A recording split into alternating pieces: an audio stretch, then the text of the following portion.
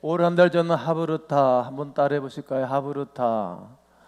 이런 총설교 주제로 주의 말씀을 증거하고 있습니다. 오늘은 사랑하고 있습니까? 이런 주제입니다. 옆분하고 이렇게 인사 나눠보시죠.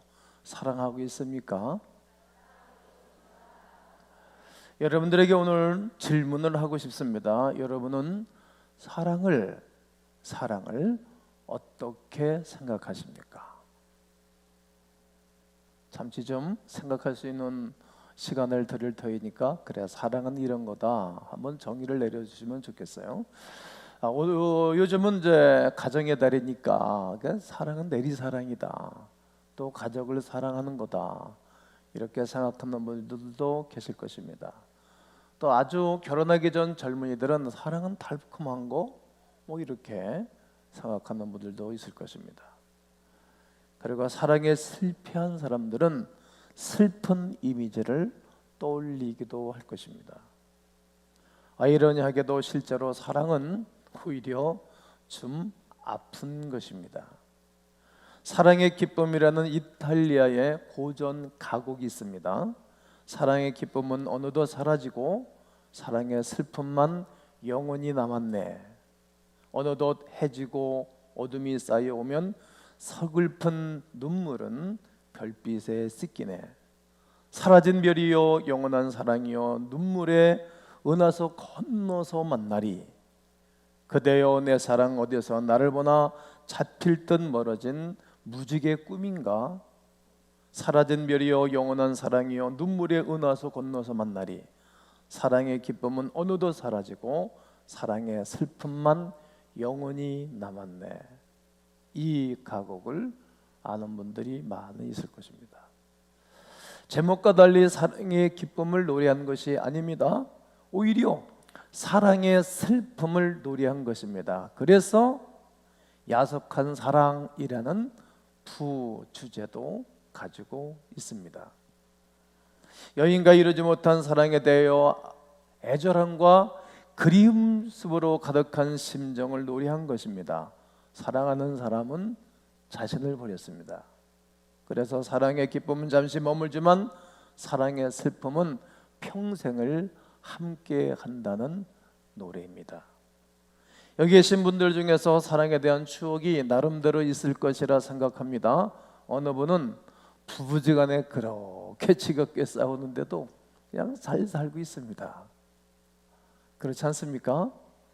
2부 시계는 많이 웃던데 3부는 뭐 때문에 그런지 몰라도 그런 분이 너무 많아서 대답이 없는 것 같아요. 어느 분은 첫사랑에 그냥 실패도 없이 뭐 행복하게 사는 분들도 있어요. 야, 어느 사람은 초등학교 때부터 좋아하기 시작해가지고 결혼을 하고 사는 사람도 있어요. 그런 사람들은 사랑을 어떻게 표현할까요? 뭐 사랑은 행복한 거다, 아름다운 거다 이렇게 표현하겠죠. 사람마다 말하는 것이 다를 수 있습니다. 그 사람의 처지에 따라서 사랑은 이런 것이다라고 말할 수밖에 없습니다. 성경 오늘 본문은 우리가 잘 아는 말씀입니다. 야곱은 형의 장자권을 팥죽 한 그릇을 가지고 빼앗아 버렸습니다. 말로 빼앗은 것입니다. 말의 중요성이 얼마나 귀한지 모릅니다. 말대로 됩니다. 정말 그렇습니다. 잘 된다면 잘 되고 싫다 하면 싫어집니다. 좋다 하면 좋아지는 것입니다. 그 일로 인해서 밤에 외삼촌 집으로 도망을 가는 야곱을 보게 됩니다. 외삼촌에게는 두 딸이 있었습니다.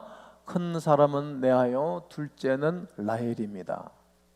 성경은 레아와 라헬에 대하여 정확하게 오늘 본문은 기록하고 있습니다.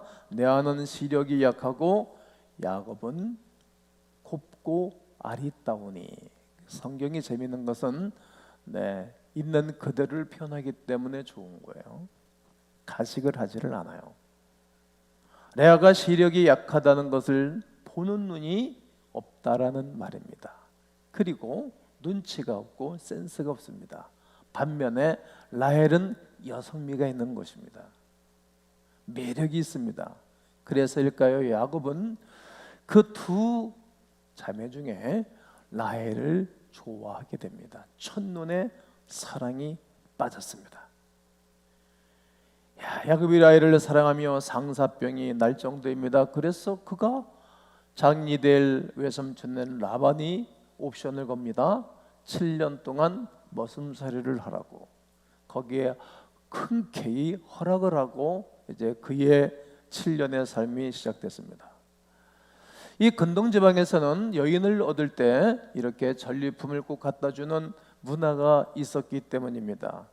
그렇지만 이건 해도 너무한 일입니다. 그러나 라헬에게 사랑에 빠진 야곱은 7년이라는 그 세월이 그렇게 두렵지도 않고 어렵지도 않은 거였습니다. 왜냐하면 사랑엔 두려움이 사라지니까. 7년 후 야곱은 장인에게 이렇게 말합니다. 야곱이 라반에게 이르되 내 기한이 찼으니 내 아내를 내게 주소서 내가 그에게 들어가겠나이다. 이 말을 합니다. 이 말은 내가 정한 바 된 라헬과 첫날 밤을 지내게 해 주십시오. 허락하십시오. 이렇게 청하는 것입니다. 야곱은 정말 사랑에 굶주렸습니다. 7년이 야곱에게 순식간으로 지나갈 정도였기 때문입니다. 야곱 자신의 삶은 공허뿐이었습니다. 왜 공허한 것입니까? 야곱은 아버지에게 인정을 받지 못했던 사람 중에 하나입니다. 그 형 에서를 아버지는 좋아했습니다. 그나마 자기를 정말 아끼고 좋아했던 어머니가 있었는데 이제는 어머니가 멀리 고향집에 있고 자기 옆에 없습니다. 그래 형제지간의 두터운 사랑이 사람을 든든하게 하는 것인데 말입니다. 그런데 형 에서가 야곱을 죽이겠노라고 화가 잔뜩 나 있습니다. 형제의 사랑을 다 잊어버리고 삽니다. 더욱 몰랐던 것은 하나님의 사랑입니다. 죽음을 면하기 위하여 멀리 이방 땅 외손촌 집에 가서 살고 있는 것입니다. 야곱은 정말 외롭고 공허한 상태에 있었습니다. 그런데 야곱에게 아리따운 라헬이라는 여인이 딱 눈에 보였으니 그 여인이 야곱에게는 희망이요, 빛이요, 나중에 더 커져서 우상이었습니다. 아마 그는 이렇게 말했을 것입니다. 내 사랑 라헬만 있으면 드디어 내 비참한 내 인생도 풀릴 것이다. 내가 원하는 것이 이루어지면 내 인생은 이제는 행복이야. 꽃길만 걷게 될 거야. 왕이 걸었던 축복의 길을 걸어갈 것이야 하면서 그는 필이 아주 꽂혔습니다. 야곱은 지나친 사랑에 빠졌습니다. 라헬이 그에게 우상이 되어버렸습니다. 7년이나 군소리 없이 머슴살을 했다는 것이 증명하는 것이지요. 진정한 사랑을 넘어 사람이 우상이 되었답니다. 그런 것을 잘 알았던 이 라반이 교묘하게 이용하겠지요. 사용하겠지요. 어떻게요? 라헬과 결혼해도 되겠느냐 이렇게 묻는 조카 야곱에게 애매모호하게 대답을 합니다. 좋다고 대답한 것이 아닙니다. 오늘 19절을 보게 되어지면 라반이 이르되 그를 내게 주는 것이 타인에게 주는 것보다 나으니, 주겠다는 얘기도 아닙니다. 안 주겠다는 얘기도 아닙니다. 아주 묘합니다. 그리고 그 다음에 속셈이 있는 것입니다. 그러니까 나와 함께 있어라. 노동력입니다. 이 사람 놓쳐버리면 노동력을 잃잖아요. 7년 동안 무버스로 일을 시키고 그 부가 되는 이 부를 자기가 차포가갔다는 거예요. 누구로? 자기 딸로 말미암아 말이죠. 승낙이 아닙니다. 너와 라헬이 맺어지는 것도 괜찮다고 생각은 한다, 이런 말입니다. 그러는 가운데 기다리던 7년이 지났습니다. 수일처럼 지났습니다. 성대에게 잔치를 베풀었습니다. 술을 안 마시면 좋았을 터인데 포도주를 기분 좋아서 이 사람도 한 잔 저 사람도 한 잔 이렇게 주다 보니까 이 야곱도 기분 좋은 날 포도주를 먹고 홀딱 채웠습니다.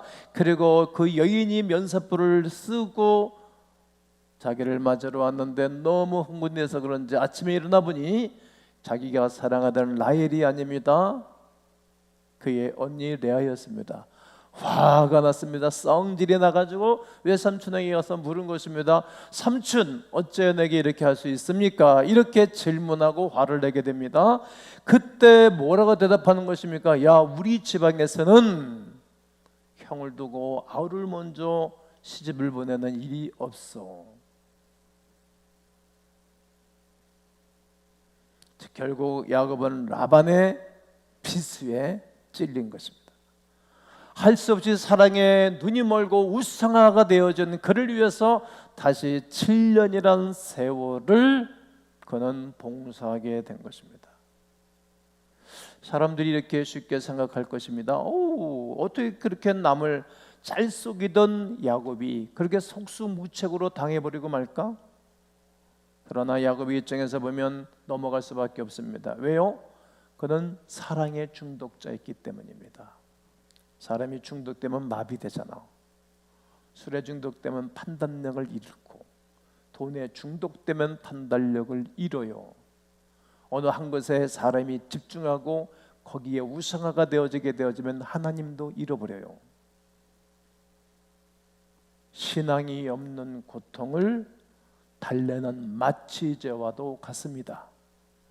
야곱에게 라헬은 단순히 안내를 뛰어넘어 우상이었습니다. 그녀를 얼마나 애절하게 원했는지 자기가 듣고 싶은 말만 듣습니다. 사람이 이 판단력을 잃으면 보이지가 않습니다. 자기가 보고 싶은 것만 보고 자기가 듣고 싶은 것만 듣습니다. 그러니까 점점 수준 이하로 떨어진 삶을 사는 것입니다. 사실 눈은 떴지만 눈뜬 봉사이며 귀머거리입니다. 사랑의 모든 이성을 잃어버린 상태입니다. 야곱은 언니 라헬보다 라헬을 더 사랑합니다. 이것이 그 가정에 상처와 고통을 주는 것이었습니다. 편견은 관계를 다 망가뜨리는 것입니다. 이것이 우상의 결과에 빠진 모습입니다. 정말 사랑해야 할 대상을 사랑한다면 상관이 없습니다. 순서를 정확하게 정하여 살아가면 전혀 문제가 없습니다. 사람만큼 아름다운 것이 뭐가 있겠습니까? 언니 레아는 아들을 잘 낳습니다. 그런데 라헬은 애가 생기지 않는 것입니다. 이것은 하나님께서 사람이 우상이 된 그 라헬을 축복하지 않은 것입니다. 우리가 사람의 너무 우상화가 되어지면 그 사람 하나님 축복하지 않습니다.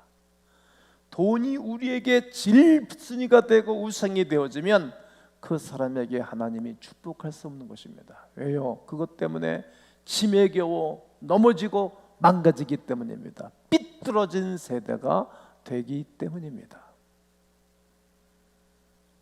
그러자 라헬은 야곱에게 협박 공갈까지 칩니다. 사람이 이성을 잃어버리고 편견을 갖게 되어지면 협박하죠. 그런 사람들 많잖아요. 어떻게? 30장 1절을 보면 라헬이 자기가 야곱에게서 아들 낳지 못함을 보고, 지금 남편 사랑받고 있잖아요. 그런데 애가 안 생기고 있는 거야. 그러니까 언니를 뭐하고? 시기하고. 여러분, 사람은 시기의 대상이 아니야. 시기는 원수마귀 갖다 주는 것이지. 여러분, 시기하면 항상 경쟁하는 거잖아요. 경쟁하는데 무슨 행복이 있겠어요? 인생은 서로 협력할 때 행복한 거예요. 성경에서 쓴 인생은 서로 동역자가 될 때에 행복한 거예요. 여러분, 일본하고 우리도 잘 지내야 돼요. 그래야 나라가 평안해요. 중국하고도 잘 지내야 되고 말이죠.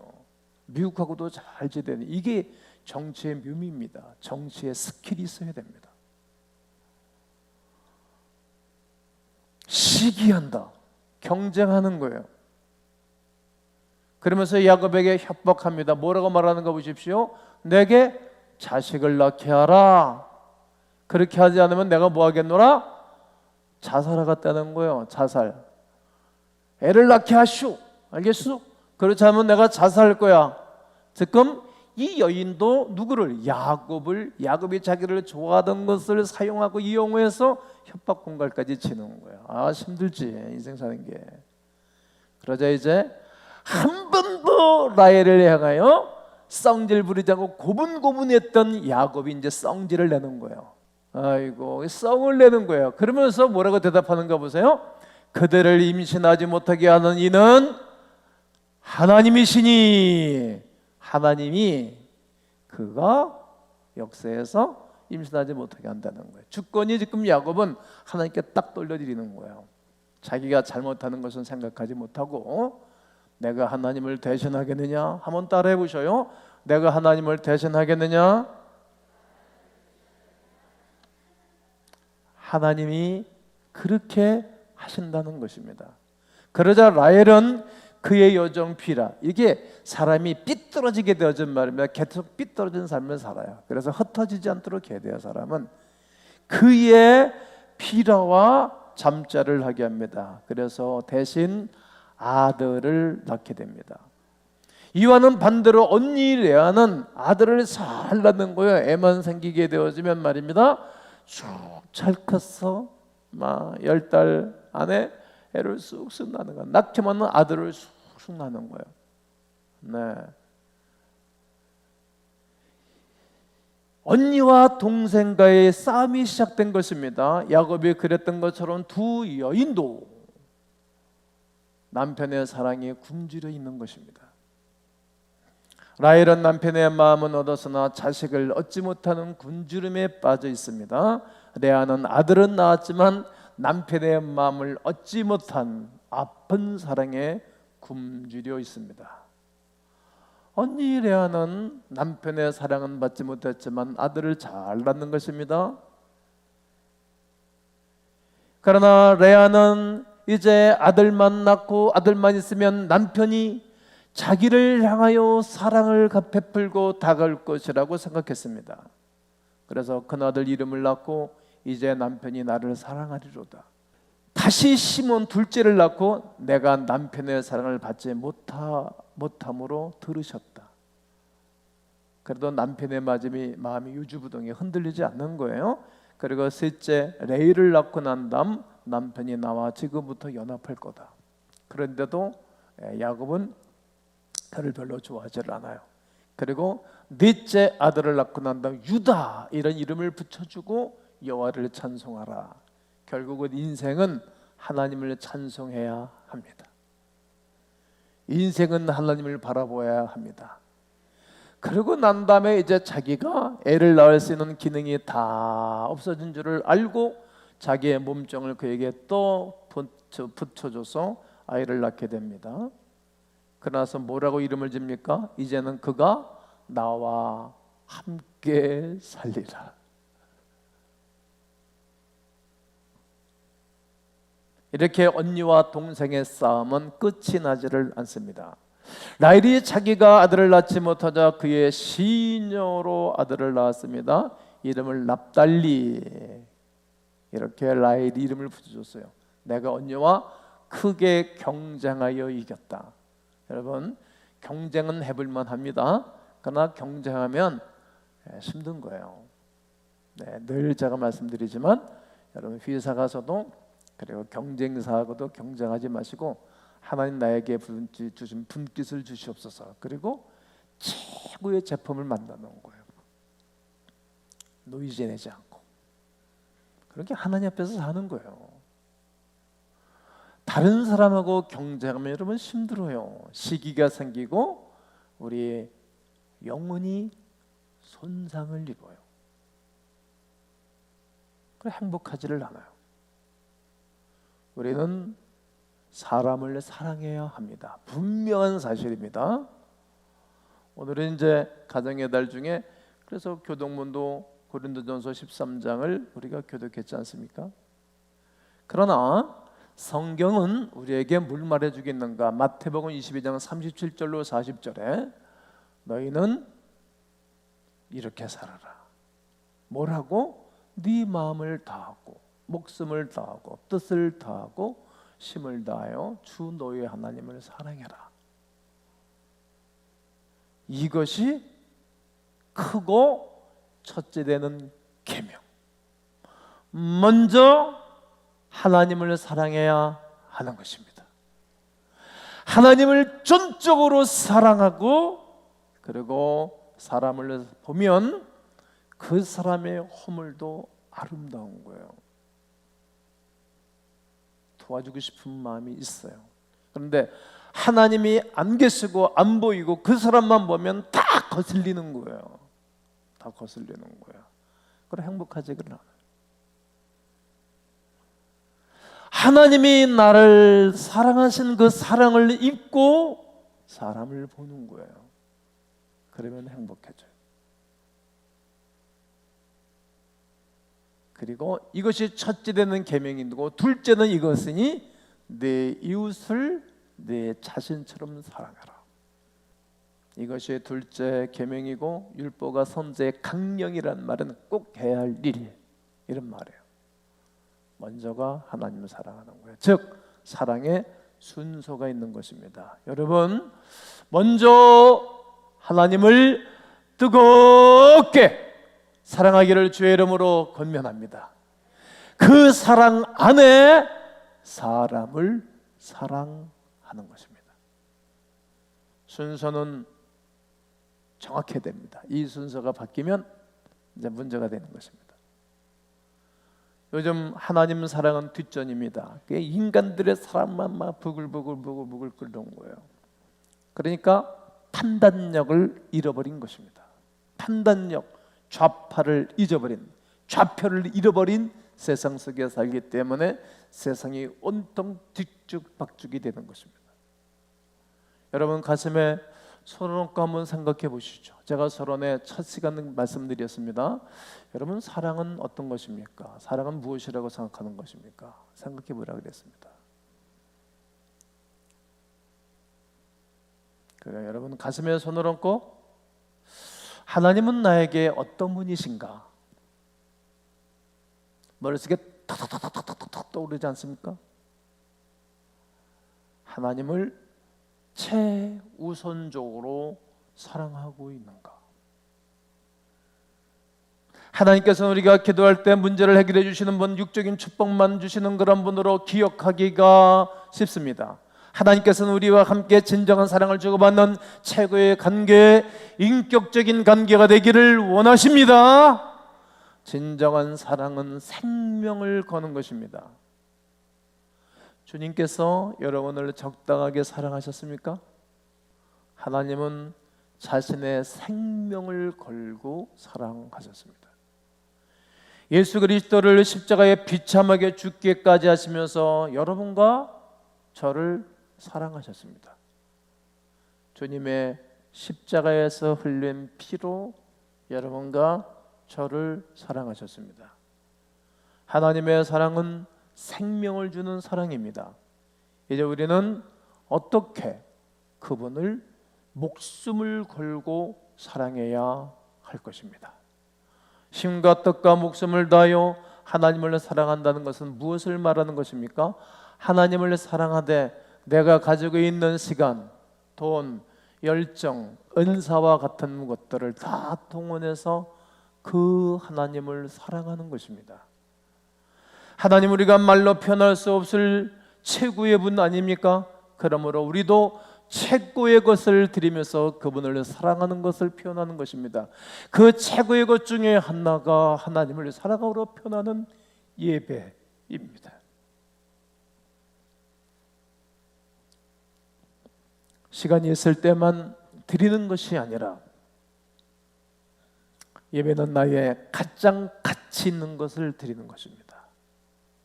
시간이 있을 때만 만나는 사람은 가까운 사람이 아닙니다.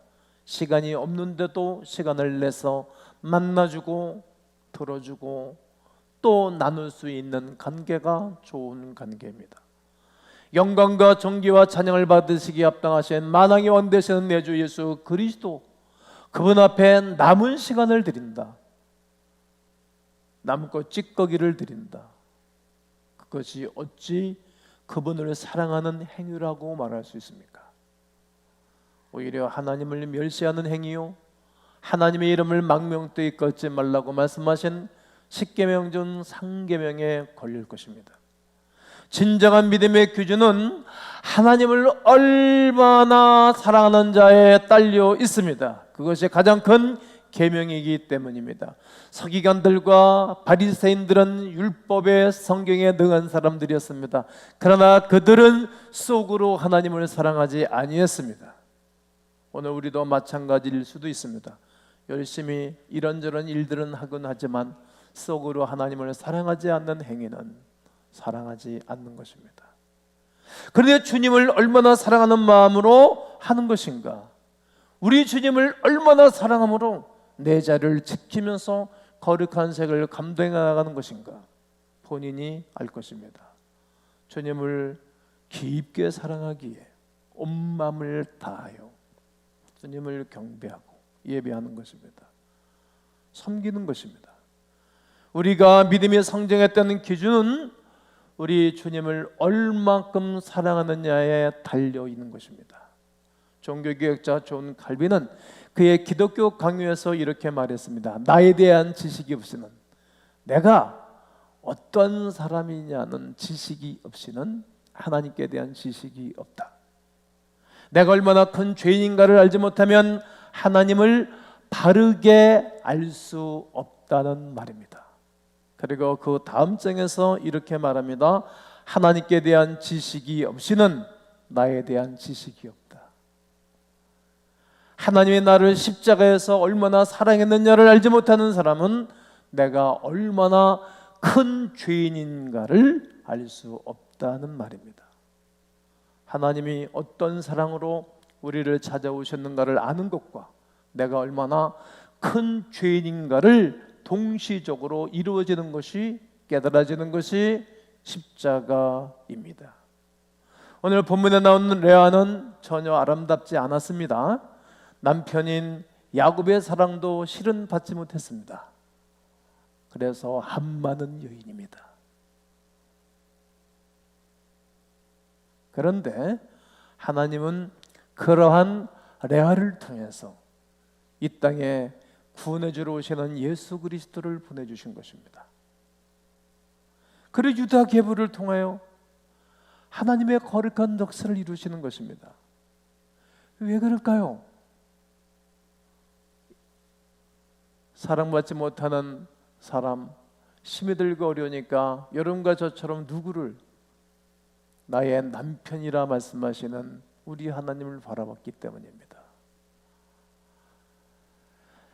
너의 진짜 신랑은 바로 나, 바로 나야. 이사서 54장 5절에 이는 너를 지으신 이가 네 남편이시라. 여러분, 여러분의 진정한 남편은 하나님이시기를 축복합니다. 그의 이름은 만군의 여호와시라.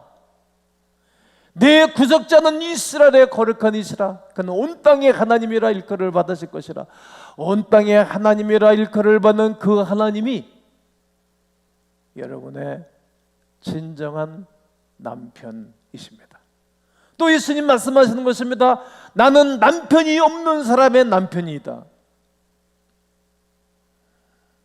이사야 예레미야 33장 20절과 31절 32절에 그런데 이스라엘 족속가 마치 아내가 그의 남편을 속이고 떠난 것 같이, 그러면서 하나님 뭐라고 말씀하시는가? 너희들이 확실히 남편을 속였다. 확실히. 하나님 속인 사람들 많잖아요. 하나님 그렇게 눈 넘어 적당히 넘어가지 않아요. 그가 간간은 해주시지만 속지 않는 분이시잖아요. 그러면서 32절에 이 언약은 내가 그들의 조상들의 손을 잡고 애굽 땅에서 인도해 내던 날에 맺은 것과 같이, 애굽을 이야기하면서 뭐라고 말합니까? 내가 그들의 남편이 되었어도, 그들의 남편이 되었어도 그들이 내 언약을 깨뜨렸다. 여호와의 말씀이니라. 남편 없는 사람의 남편이 하나님이라는 거예요. 남편이 먼저 이 땅을 떠나서도 우리의 남편 되시는 하나님으로 말미암아 위로와 힘을 얻고 사는 분들이 얼마나 많이 있는지 몰라요. 그리고 그와 같은 외로운 사람들의 아버지다. 시편 68편 5절에 그의 거룩한 처소에 계신 하나님은 누구의 아버지이시며 고아의 아버지이시며 과부의 재판장이라는 거예요. 내가 너희를 고아처럼 내버려 두지 않고 다시 오갔다. 성령 하나님으로 우리에게 찾아오셔서 우리와 함께 갔다고 예수님이 친히 하신 말씀이기도 합니다. 그렇습니다. 여러분, 예수님만이 여러분들의 진짜 남편이십니다. 성도 여러분, 지금 여러분 누구를 정말로 사랑합니까? 여러분 속에 무엇이 우상처럼 원하고 바라고 원하고 기도하는 것입니까? 혹 자녀, 남편, 아내, 그리고 후손, 그리고 돈, 연인, 여러분들의 친구입니까? 가장 중요한 것은 여러분 가슴 속에, 중심 속에 예수 그리스도가 가득 메워지고 채워지기를 주의 이름으로 축복합니다. 만약 예수님이 없는 사랑의 우상에 빠져 있다면 유다를 통해 예수님이 탄생하는 축복은 없을 것입니다. 간증이 없는 것입니다. 나는 어떤 사랑에, 어떤 신앙에 사람에 처 살 것인가? 주의 사랑에 매어 살아야 될 것입니다. 가장 먼저 우리 주 예수 그리스도를 사랑하는 마음이 우리 가운데 채워져야 할 것입니다. 16세기 영국의 성직자이며 시인이었던 조지 하버트는 자신의 시를 통해서 이렇게 예수님을 바라보면서 썼습니다. 내 사랑하는 주요, 내 사랑하는 주요, 주님만이 내 생명입니다. 내 생명의 빛이십니다. 그리고 나의 진정한 아름다움입니다. 나의 옆에 있는 남편과 아내는 하나님 사랑의 모형일 뿐입니다. 완전하지 않습니다. 진정한 남편은 예수 그리스도이십니다. 그러므로 진정한 예수 그리스도의 아내로, 신부로, 자녀로, 친구로 살아드리는 거룩한 한 주간 여러분들 되시기를 주의 이름으로 축원합니다. 축원합니다.